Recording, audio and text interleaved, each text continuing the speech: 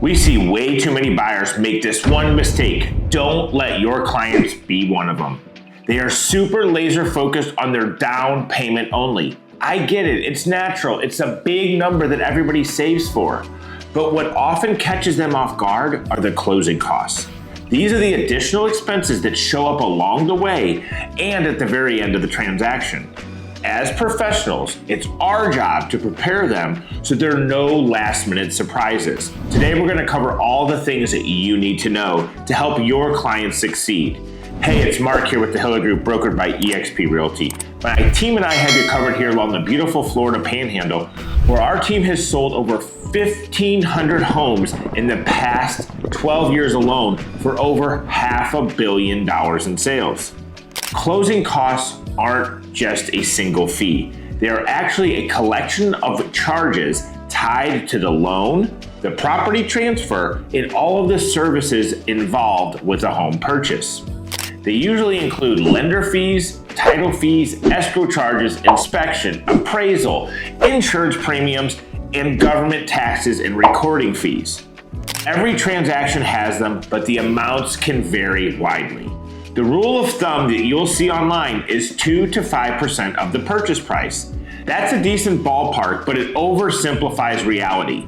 In practice, closing costs are highly location specific.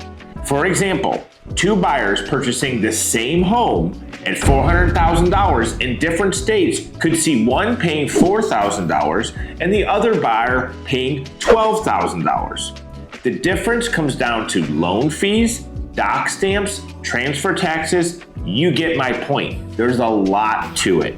This is not boilerplate. This is why setting expectations early is so critical. As agents, we and our partners should be walking clients through the documents and explaining these costs. The loan estimate comes after first applying for financing. It gives them a preview of what's coming. Then, just before closing, they'll get the closing disclosure. This is the official breakdown of every dollar that they'll owe. Our role here is to remind them to compare both documents line by line. Lenders can't legally underquote certain fees by more than 10%, but unless the buyer pays attention, mistakes or unnecessary changes might slip through the cracks. Now, let's talk about what shows up on the closing disclosure. Aside from the obvious lender charges like origination and underwriting, there are often line items for appraisal, multiple inspections, credit reports, and the survey. Buyers will also see the title search fees and title insurance premiums.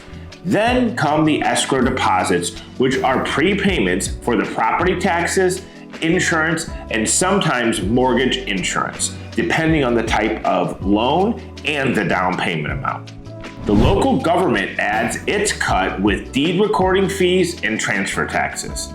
In some areas, attorneys are required to be present, so you'll have to pay the legal fees too. One area where realtors can really add value to their clients is pointing out the lesser known costs.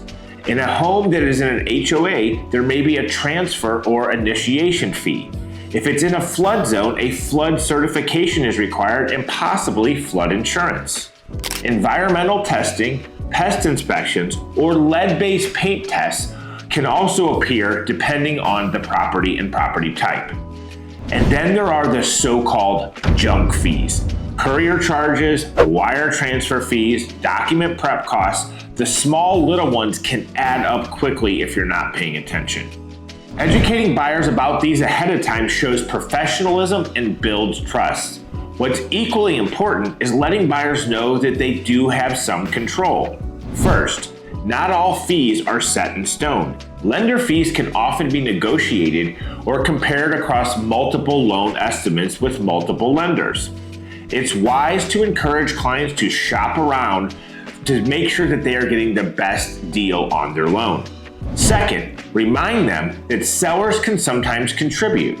A credit towards closing costs is a powerful negotiation tool, especially in a market where sellers want to sweeten the deal.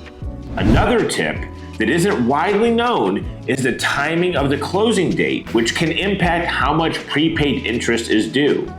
Closing at the end of the month reduces the number of days that interest is owed, the first payment, and saving them a little bit of cash up front. It's a small strategy for those buyers who are tight on funds, and it can make a huge difference. There are also buyer assistance programs at the state, county, or even the employer level.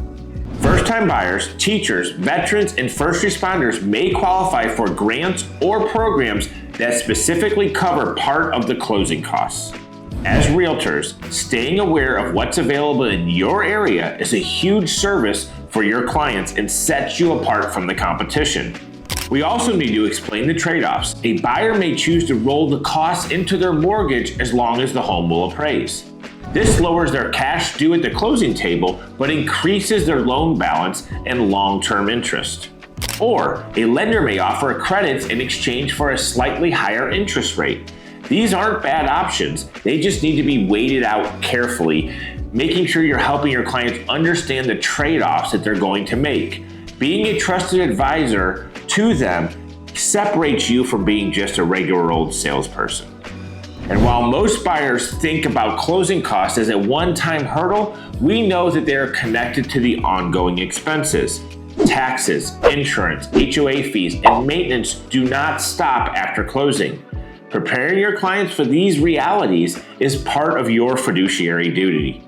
It's better for them to walk into homeownership with their eyes wide open than feel blindsided 6 months down the road when an escrow adjustment raises their house payment.